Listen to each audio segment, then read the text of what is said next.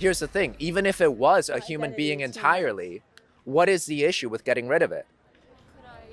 What's the issue with killing another human being? No, I'm saying what's the issue with getting rid of something that isn't contributing to any sort of economy, isn't contributing to any sort of urban population? The only thing that it's actually doing is leaching sorts of nutrients and resources. Go ahead, paint me a villain, but if you want to play this moral line, I feel no issue with falling into it. So you believe that a person's value is only dependent upon, I'm trying to understand your worldview. I'm saying that it's only dependent on what they give to society. That's what you just said. Yeah. So they're not finished. Well, that's what you believe? First of all, there's a couple of different things. You're not about to just shorten my argument down and strong arm it to where you can easily rebut it. No, I'm just trying to make it easy to understand. If it's difficult to understand, then you can read a little more. That's okay. But one of the major things that you need to sort of get at is the fact that having increased access to abortions saves more people. So you might have seen my earlier video that I recorded about my experience with having 3 abortions.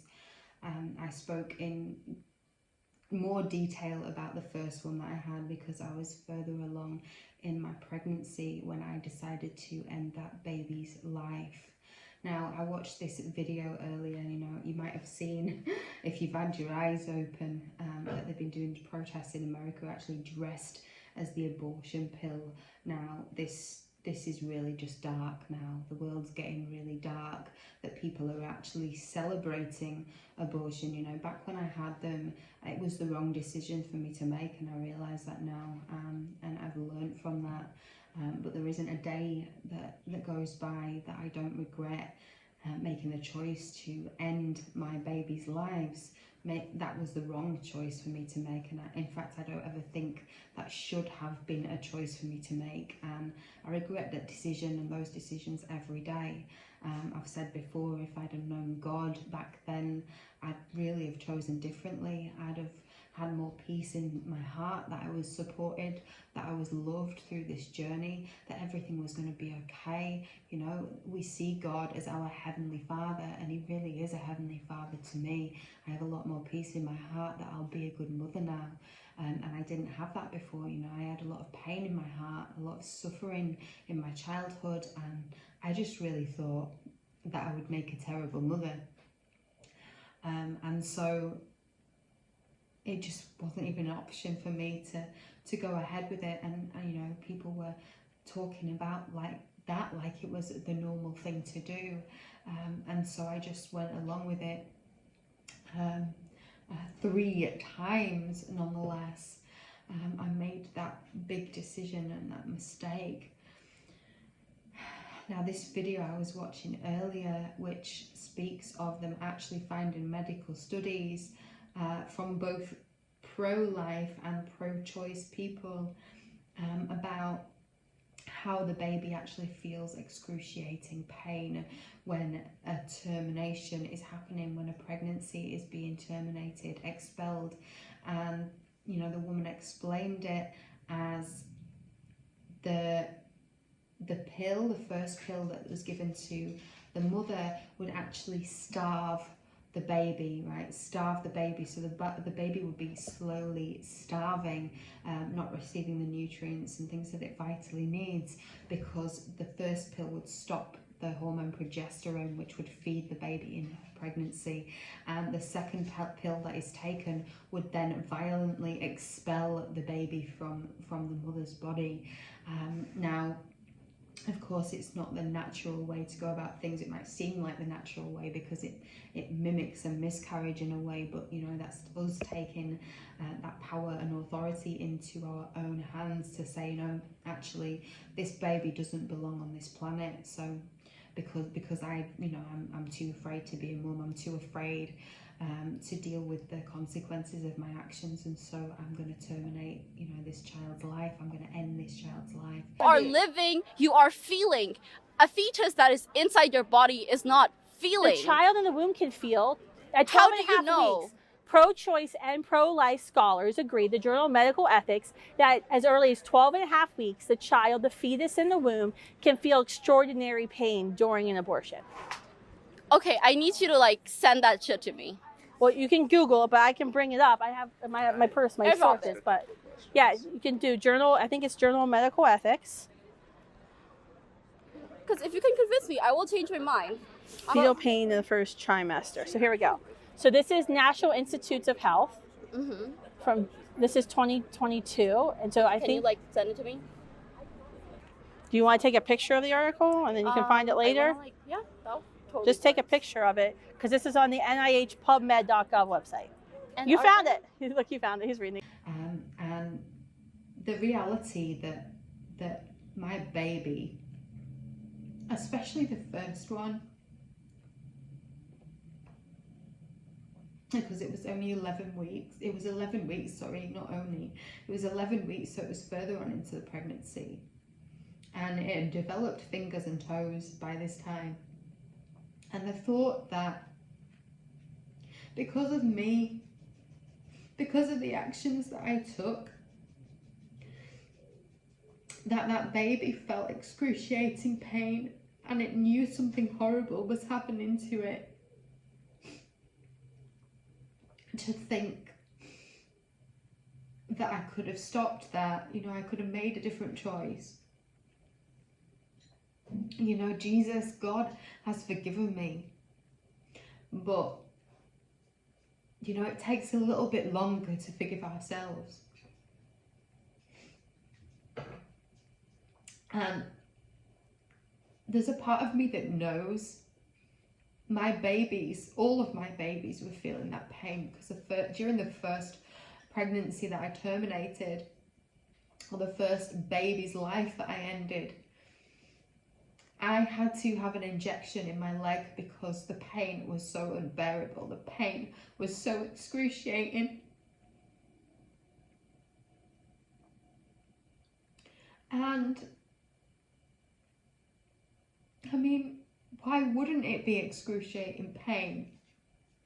How wouldn't it be excruciating pain? That was my son or my daughter.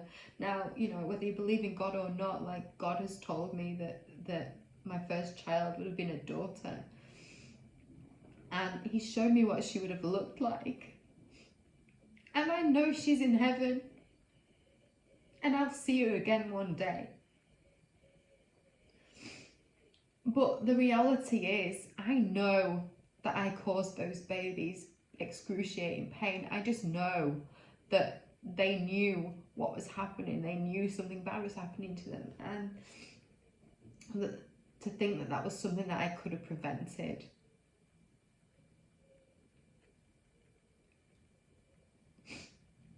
If I'd have gone to someone else and asked them what they thought I should do, or, you know, if I'd have gone to God, if I'd have known God back then, I could have made a different choice. But the reality is that I committed murder with my babies. It was murder. And I know that you know, that this society has made that seem normal. Like, I don't even know how society could get to a place where it's so normal that people are walking around in the streets celebrating it and dressing like abortion pills. Like, how have we got to this place? And I can tell you how we've got to this place. There's just so much pain and trauma inside people's hearts that they can't come to terms with the decisions that they've made. They can't, because it's too painful. It's too painful to admit that you caused a little baby harm.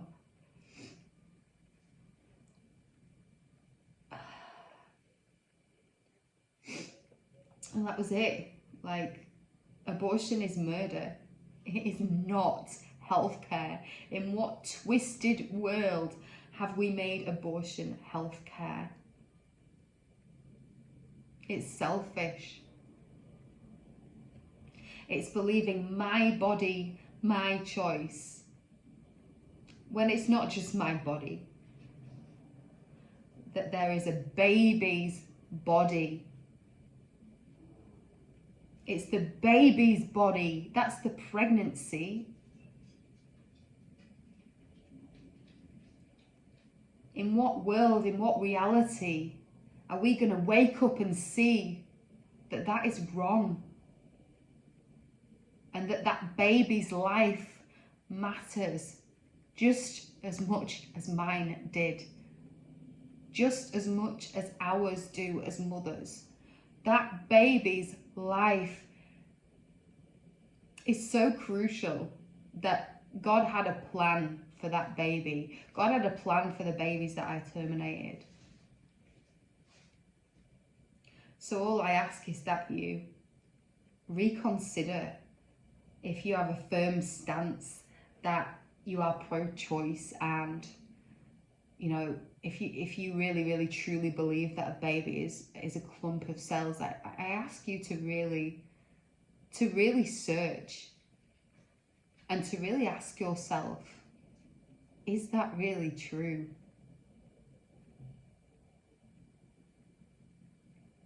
Is that really true?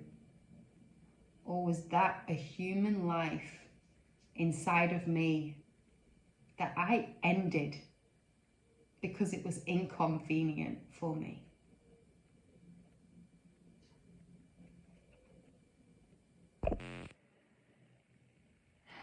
So the Lord told me to come back and film an extension, so apparently I'm not done.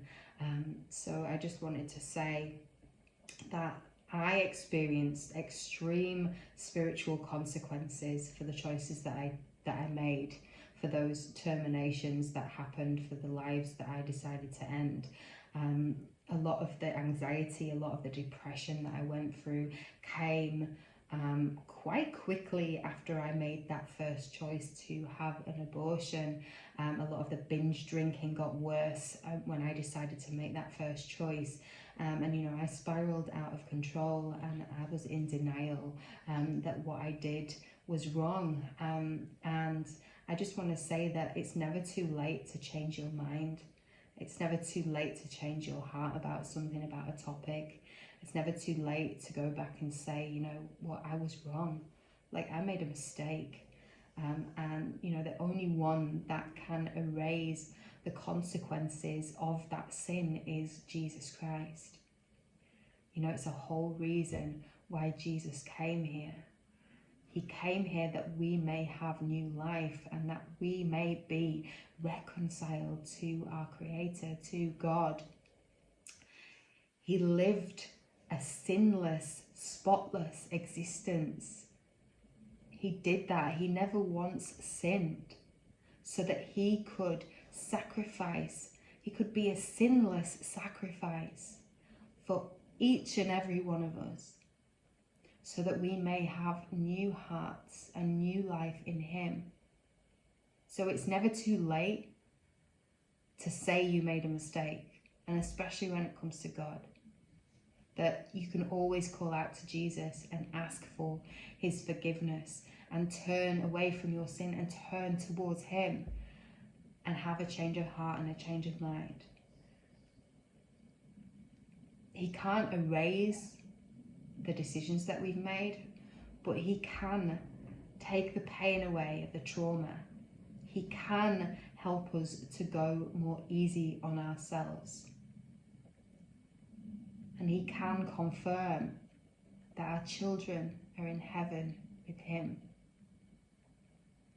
But make no mistake, there are real spiritual consequences for all sin. And killing my baby was one of those decisions that I made. And you know, he didn't just die on that cross. He rose again on the third day to show us that new life was possible, is possible. Turn to Jesus. You won't regret it.